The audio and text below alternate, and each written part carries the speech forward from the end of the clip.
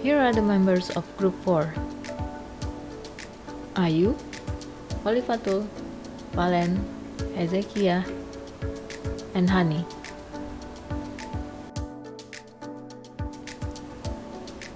The Psychology of Money Book Review by Morgan Housel. The book Psychology of Money, a timeless lesson of wealth, greed, and happiness, promises to teach us about things that do not become obsolete with time.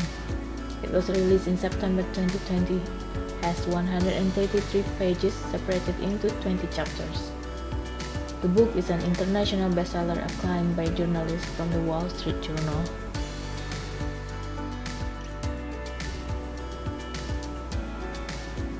Here are the chapters in the book. The first takeaway of Psychology Money is how luck and risk play a big role in our life. Bill Gates, the founder of Microsoft, which is one of the biggest technology companies in the world, had ever said that Lakeside was one of the best things that ever happened to him.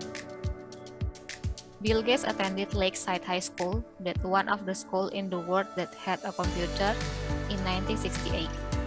According to United Nations, in 1968, there were about 300 million high school age students in the world. About 18 million of them live in the United States, and about 270,000 of them live in Washington State, and only about 300 of them attended Lakeside School. So Bill Gates had luck to be one in a million high school student to access computer at the time. Bill Gates is not shy to admit that there would have been no Microsoft if there had been no Lakeside. Now let me tell you about Bill Gates' friends Ken and Evan. Ken was the best student in their class. Soon Ken and Bill became best friends, working together in the computer lab, and then talking on the phone all the time once they left school. Gates even demonstrated he still remembers Ken's number by heart. He stated that Ken could have been a founding partner of Microsoft with him and Allen. But unfortunately, it would never happen. Ken died in a mountaineering accident before he graduated from high school. Every year, there are around 3 dozen mountaineering deaths in the United States. The odds of being killed on mountain in high school are roughly 1 in a million. So Bill Gates experienced 1 in a million luck by ending up at Lake School. By the other side, Ken experienced 1 in a million risks by dying before graduating from high school. Luck and risk are reality of every outcome is guided by forces outside individual effort, and the action outside our control can be more sequential than the one we consciously take. So when we judge someone's financial success, nothing as good or bad as it seems. Therefore, it is important to focus more on broader side and less on individual. But more important, we should forgive ourselves and leave room for understanding when judging failures. Be kind to yourself when you make mistakes. Getting rich versus staying rich. One day, Michael Morris, the billionaire of Square, was asked by Charlie Rose why Square was successful. And Michael Morris said, "Sir, I think we always been afraid of going out of business." Really, the paranoid survive? And Morris explained that there is a lot of truth of that. We assume that tomorrow won't be like yesterday. We cannot assume that yesterday's success translates into tomorrow's good fortune. The differences between getting rich and staying rich are two separate skills. You have to nurture them on your own, and those skills can often contradict each other, which is why it counts these people. The book frame is other people should invest like an optimist and self like a pessimist. Staying rich is not about intelligence, it's about the behavior. The highest level of well-being is the ability to wake up every morning and say, I can do whatever I want today. People want to become wealthier to make them happier. Happiness is a complicated subject because everyone's different. Is more money make people happy? Is big home make people happy? Prestigious job is make people happy? There are the make people happy. But if there's a common denominator in happiness, a universal pool of joy is that people want to continue life. The ability to do what you want, when you want, which you want, for as long as you want, is priceless. It's the highest dividend many pays. What is wealthy? In this book explained, we should be careful to define the difference between wealthy and rich. It's more than semantic. Rich is a current income. Someone driving $100,000 car is most certainly rich. Because even if they purchase the car with debt, you need a certain level of income to afford the monthly payment. But wealthy is hidden. It's income not spent.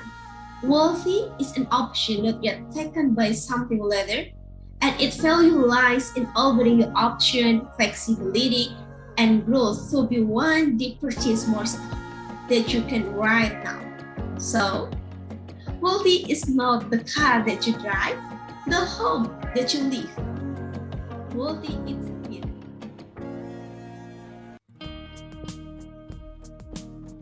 The next part is about save money. So the author mentioned that building wealth is not always about the income or investment returns, but rather it is a lot to do with savings rate. You can build wealth without a high income, but you have no chance of building wealth without a high savings rate. It is related to one of the examples that the author mentioned in the book about the story of in the year of 1970s where the world is running out of oil. So what was the strategy back then? So the people instead invest more on energy efficient cars, houses, and factories. That's how the savings work. Savings also provide flexibility. Flexibility and control over time is an unseen return on wealth. People's ability to save is more in their control than they might think. So saving is related with how people are thinking. It is also related with our next topic, which is thinking reasonable over rational. What's often overlooked in finance is that something can be technically true, but contextually nonsense. Yes, there's an example in the book that there was a pair researcher in Yale uses 2-to-1 method of investing stock, where if 50% of the market drops, they will lose everything. In the paper, it was rational, but it was unreasonable. So what if the 50% market really drops? They will lose all of their money. So it's better to think reasonable. And the next thing that we can take from this chapter is do what you love and invest in company that you are passionate and knowledgeable about. The next chapter title is Surprise. So in this chapter, we can take that history doesn't represent the future.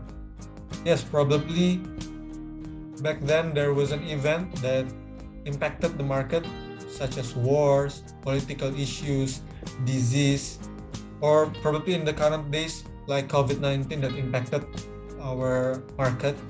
So history cannot be your basis of future investment decision. The next part will be continued by my team partner.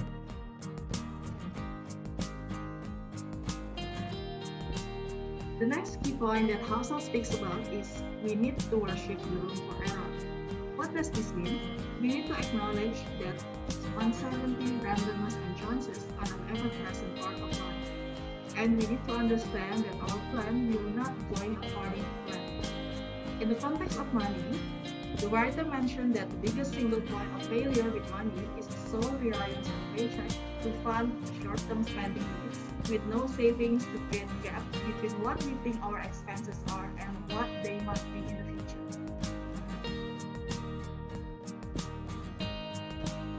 The next chapter on this book is talking about we will change.